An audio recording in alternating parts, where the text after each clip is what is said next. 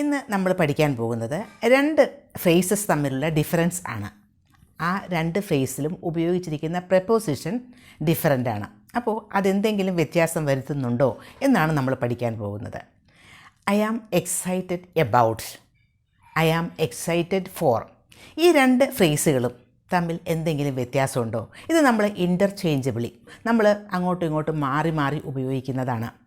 പക്ഷേ ഒരു കുഞ്ഞ് ഡിഫറൻസ് ഉണ്ട് ഇത് തമ്മിൽ. അതാണ് ഇന്നത്തെ നമ്മുടെ ടോപ്പിക്.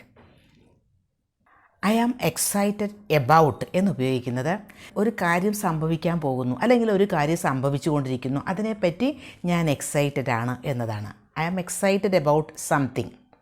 അത് ചിലപ്പോൾ ഒരു സംഭവം ആകാം, ഒരു ഈവൻറ്റ്, അതല്ലെങ്കിൽ ഒരു എക്സ്പീരിയൻസ് ആകാം, ഒരു സിറ്റുവേഷൻ ആവാം. ഐ ആം എക്സൈറ്റഡ് എബൌട്ട് എന്ന് പറയുന്നത് അവിടെയാണ്. I am excited about the upcoming dance programme. വരാൻ പോകുന്ന ഡാൻസ് പ്രോഗ്രാമിനെ പറ്റി ഞാൻ വളരെ എക്സൈറ്റഡ് ആണ്. She is excited about her new job. അവളുടെ പുതിയ ജോലിയെപ്പറ്റി അവൾ എക്സൈറ്റഡ് ആണ്. He is excited about starting a new business. ഒരു പുതിയ ബിസിനസ് സ്റ്റാർട്ട് ചെയ്യുന്നതിനെ പറ്റി അവൻ എക്സൈറ്റഡ് ആണ്. അവിടെയാണ് എക്സൈറ്റഡ് എബൌട്ട് എന്ന് ഉപയോഗിക്കുന്നത്. They are excited about their vacation plans. അവരുടെ വെക്കേഷൻ പ്ലാൻസിനെ പറ്റി അവർ എക്സൈറ്റഡ് ആണ്. എക്സൈറ്റഡ് ആവുക എന്ന് പറഞ്ഞാൽ വല്ലാത്ത ഒരു ഉത്സാഹം ഉണ്ടാവുക, വല്ലാത്ത ഒരു ആവേശം ഉണ്ടാവുക, അതാണ് എക്സൈറ്റഡ് ആവുക എന്ന് പറയുന്നത്. ഇനി എക്സൈറ്റഡ് ഫോർ എവിടെയാണ് ഉപയോഗിക്കുന്നത്? എക്സൈറ്റഡ് ഫോർ എന്ന് ഉപയോഗിക്കുന്നത് നമ്മൾ മറ്റുള്ളവരുടെ ഒരു കാര്യത്തിൽ എക്സൈറ്റഡ് ആവുക, മറ്റുള്ളവരുടെ ഒരു കാര്യത്തിൽ നമുക്ക് വല്ലാത്തൊരു ആവേശം ഉണ്ടാവുക, അവിടെയാണ് excited for. I am excited for you, I am excited for your success. മറ്റൊരാളുടെ കാര്യത്തിൽ, അയാളുടെ സക്സസ്സിൽ നമുക്ക് എക്സൈറ്റ്മെൻറ്റ് ഉണ്ടാകാം, അതല്ലെങ്കിൽ അയാൾ വലിയൊരു നേട്ടം ഉണ്ടാക്കി, അതിൽ നമുക്ക് എക്സൈറ്റഡ് ആവാം.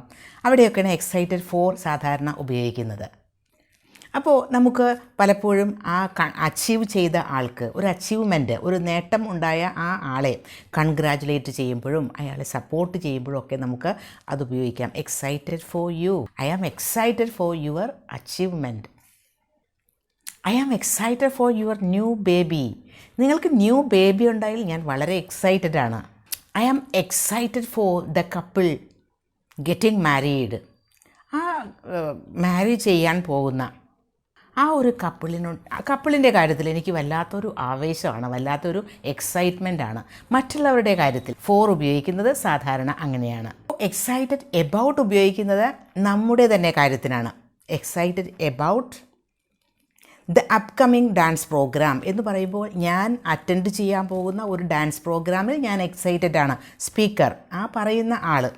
പക്ഷേ എക്സൈറ്റഡ് ഫോർ ഉപയോഗിക്കുന്നത് മറ്റുള്ളവരുടെ കാര്യത്തിൽ ആണ്. Excited for your success, excited for your achievement എന്നൊക്കെ. I am excited about my birthday, I am excited for my birthday. നോക്കൂ, ഒരു ഫ്രേസിൽ എബൌട്ട് ഉപയോഗിച്ചു, അടുത്ത ഫ്രേസിൽ ഫോർ ഉപയോഗിച്ചു.